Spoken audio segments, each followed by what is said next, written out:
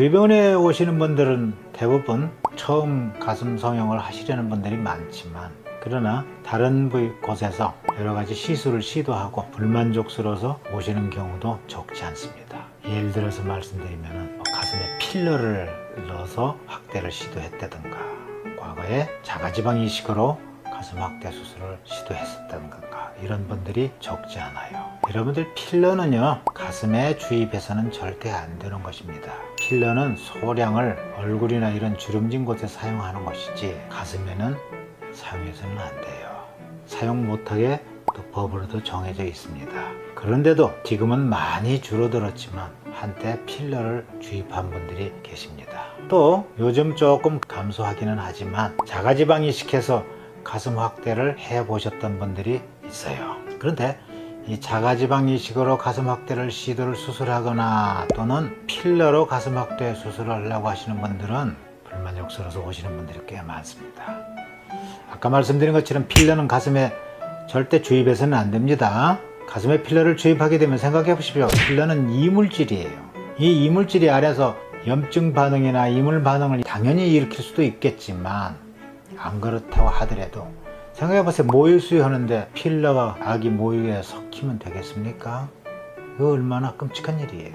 그래서 필러는 안 됩니다. 또 자가지방 이식이요. 자가지방 이식, 배에서 자기 지방을 뽑아서 가슴에 확대하고, 이게 이상적으로 얼마나 좋은 시술입니까? 배도 성형이 돼서 날씬해지고 그 지방으로 가슴은 커져서 아름다운 가슴이 되고, 참 이상적인 시술이라 생각이 되지만 아직 한계가 있고 역시 불만족을 할 수밖에 없어요.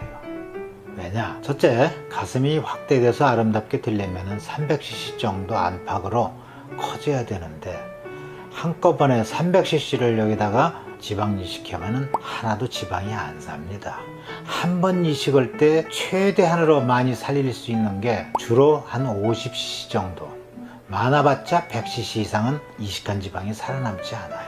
그러면은 300cc 정도로 크게 하려면 이건 몇 번 수술을 해야 되겠습니까? 서너 번, 너댓 번 해야 되겠죠. 서너 번, 너댓 번 자주 할 수가 없습니다.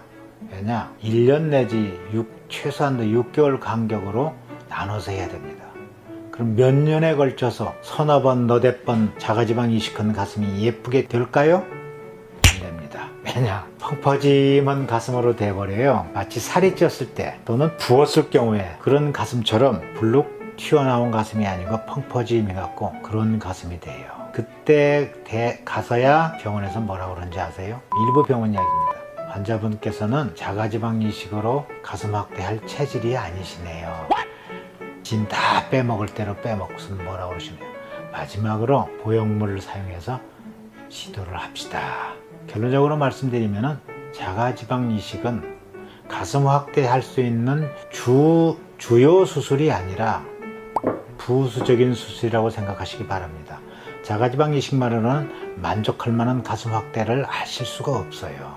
가슴 확대 수술하고 거기에 부수적으로 좀 낫게 하기 위해서 사용할 수는 있어도 자가지방 이식만으로는 만족스러운 가슴 확대 수술을 할 수가 없습니다. 자가지방 이식으로 가슴 확대 수술을 한다는 게 만족할 수 있는 시술이 아니라고 그랬죠. 그런데 더더군다나 한 수 더 뜨는 경우가 있어요.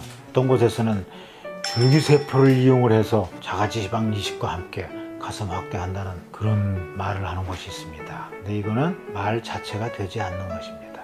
현재 줄기세포는 일반적인 여러분들 개인 병원에서 줄기세포를 배양할 수도 없을 뿐더러 그 줄기세포 배양을 해서 가슴 확대 수술을 안 돼요.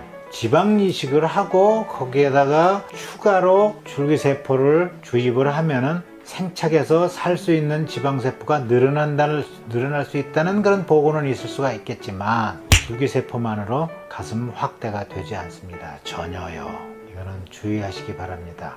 이런 까닭에 자가지방 이식이나 또는 필러를 이용해서 수술을 했다가 불만족스러워서 오시는 경우들이 전에는 많았는데 요즘은 다행스럽게 주는 경향이 있습니다.